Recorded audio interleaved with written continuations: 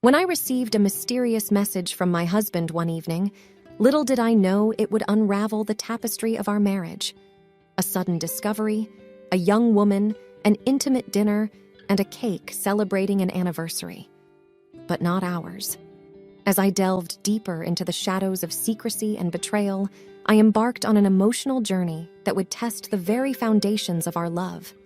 But, as the adage goes, after the storm comes, the calm. This is our story, a testament to love, resilience, and the strength of second chances. My name is Carol, and this is my story. It was one of those quiet evenings. The air carried a chill, the last reminder of winter giving way to spring. I sat curled up on my favorite couch, watching reruns of old sitcoms when my phone buzzed with a message. Glancing at the screen, I saw my husband's name flash. "Don't wait up," was all the message read. I frowned, puzzled. He had never sent such a brief message without any context. We were both creatures of habit. Our weekdays were pretty much set in stone: work, dinner, some quiet time together, and bed.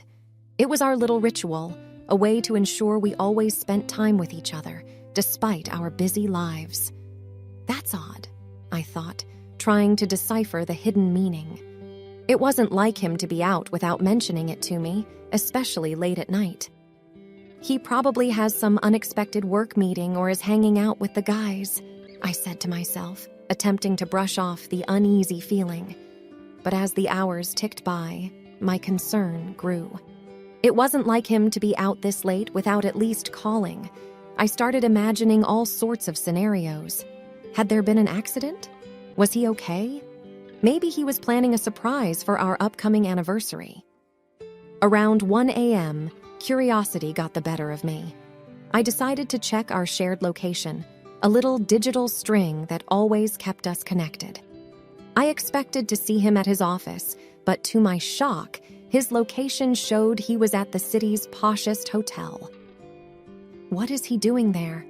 I wondered, my heart racing with anxiety. In a split decision, I decided to drive to the hotel. Maybe he was there for a work event, and I could surprise him, I reasoned. The streets were almost deserted, and the neon lights cast an eerie glow on the wet tarmac. The cool night breeze mixed with my growing trepidation. Arriving at the hotel, I parked my car and made my way to the lobby. The opulence of the place always left me in awe. Golden chandeliers, plush carpets, and soft jazz playing in the background. But tonight, it all felt like a blur. I was on a mission. I decided to check the hotel's restaurant first. Quietly slipping in, I scanned the place. And then I saw him. He was seated at a dimly lit corner table, but he wasn't alone. A woman, much younger than me, with cascading golden hair, sat across from him. They seemed engrossed in conversation, occasionally laughing, her hand resting on his. They were celebrating. A cake with the words, "Happy Anniversary," was placed between them. The world around me seemed to collapse. My head spun as my heart felt like it had been ripped apart. This can't be, I thought, trying to rationalize. There must be a logical explanation. Hiding behind a pillar, I strained to hear their conversation. Every word they exchanged felt like a dagger piercing deeper into my soul. I pulled out my phone, capturing a picture of them together, a shred of evidence of my crumbling world. With the evidence saved on my phone, I slipped out of the restaurant, my footsteps heavy with the weight of betrayal. The cool air outside did nothing to soothe the burning rage and confusion coursing through me. Why? How? When? These questions played on repeat in my mind. As I got into my car, the rational part of my brain tried to take over. I needed answers. Direct confrontation seemed like the best approach, but not tonight. Not when emotions were so raw. Sleep was elusive that night. My mind replayed the scene at the restaurant over and over. The way he laughed, the intimacy, the cake. The word anniversary gnawed at me. Our anniversary was still a week away. Could it be a work anniversary? Or something else entirely? I questioned, trying to find any sliver of hope. The next morning, a plan began to form. I needed to know who this woman was. All I had was her face from the photos. With my husband gone to work, I opened his home office, searching for any clue. It felt wrong, violating his privacy like this, but betrayal had blurred those lines. Hours of sifting through his papers and computer files yielded no answers. Until, buried deep within his emails, I found a string of correspondence with a certain Elena. The emails started innocently enough, discussing work projects, but slowly took on a more personal tone. The most recent one was an invitation to celebrate their special day. Elena's email signature gave away her workplace. She was a senior designer at a renowned architectural firm in the city. I decided to pay her a visit. The firm was housed in a sleek glass building downtown. Gathering my courage, I walked up to the reception. "I'm here to see Elena," I said, trying to sound as casual as possible. The receptionist eyed me suspiciously, but after checking her schedule, she said, "She's free right now. 12th floor, 4th door to your right." My heart raced as I took the elevator up. Outside her office door, I hesitated. The plaque read, "Elena Martinez, Senior Designer." Taking a deep breath, I knocked. She looked up as I entered, her face a picture of surprise. "Can I help you?" she asked. "I think you already have," I replied icily, showing her the picture from the restaurant. Her face drained of color. "Listen," she began. "I think there's been a misunderstanding." "Really? Explain," I retorted, my voice dripping with sarcasm. Elena sighed. "That anniversary we were celebrating? It's the anniversary of our first project together. We've been partners on multiple architectural projects over the years. I lost my husband 2 years ago, and your husband has been a great friend, helping me cope." I was taken aback. "But the intimate conversations, the touch, the laughter," she looked down. "Grief does strange things to people. We found solace in each other's company. It's never been romantic, but I understand how it might look. I'm truly sorry." As I left her office, my mind was a whirlwind. Was Elena telling the truth? Was it just a platonic relationship that I'd misconstrued? But then why the secrecy from my husband? I drove home in a daze, the city lights flashing past me, their brilliance mirroring the chaos of my thoughts. Elena's words circled my mind. Could I have been wrong? Or was she just trying to cover up their relationship? Either way, the only way to quell this storm was to confront my husband. The evening sky was painted with hues of pink and purple as I reached our home. Taking a moment, I took a deep breath, trying to calm my racing heart. The gentle chime of our doorbell announced my arrival. He opened the door, his face lighting up as he saw me. But the smile quickly faded, replaced by a look of concern. "You okay?" he asked, noticing my disheveled appearance. Without a word, I handed him my phone, displaying the picture from the hotel restaurant.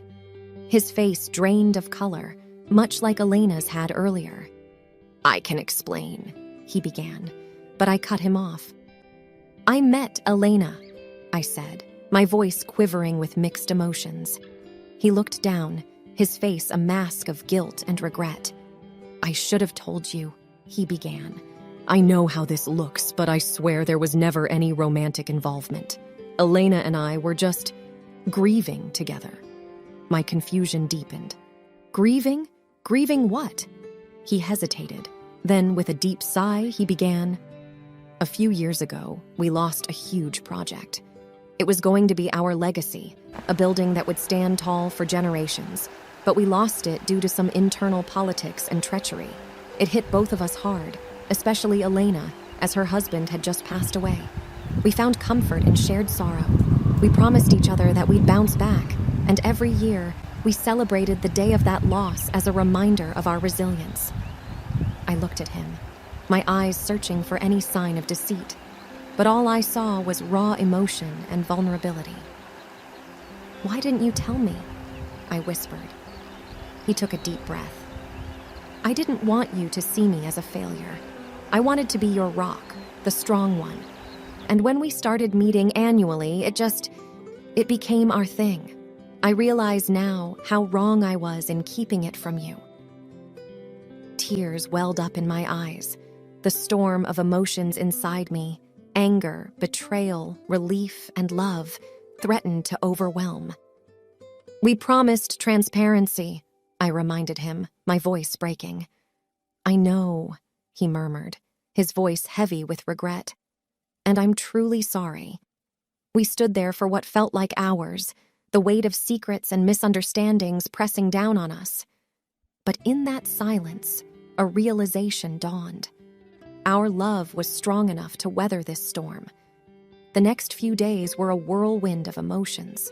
We both took time off work, realizing that our relationship needed urgent mending. The walls of our house echoed with conversations, some heated, some tearful, but all essential. One evening, while sitting on our porch, watching the sunset, he said, "You know, in architecture, when a structure is weak, it's not always about tearing it down. Sometimes it's about reinforcing it, making it stronger." I looked at him, sensing the depth of his analogy. "Are we the structure in this scenario?" I asked with a half smile. He nodded. "Yes, and I believe we can reinforce our relationship, make it even stronger." There were counseling sessions, some jointly and some individually. We peeled back the layers of our relationship, understanding the cracks and figuring out how to fill them. The counselor emphasized communication and trust, two elements that had been eroding in our bond. During one session, our therapist handed us a pot with a tiny plant. "This is a symbol of your relationship. Nurture it, water it, give it sunlight, and watch it grow.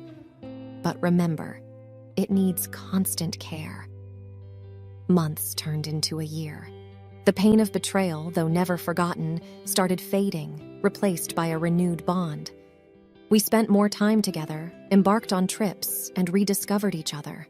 One day, I came home to find a small gathering of our closest friends and family in our backyard. I was surprised and looked at him questioningly.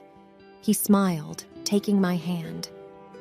"This is our recommitment ceremony," he whispered. There, surrounded by loved ones, we renewed our vows, promising to cherish, respect, and communicate. It was a simple event, but the weight of its significance was profound. The plant our therapist had given us had grown, bearing its first flower. It stood as a testament to our journey, from wilted hopes to blooming love. Life isn't about the storms, but how you navigate through them. We had weathered one of our biggest, and in its wake, found a bond that was more robust and more profound.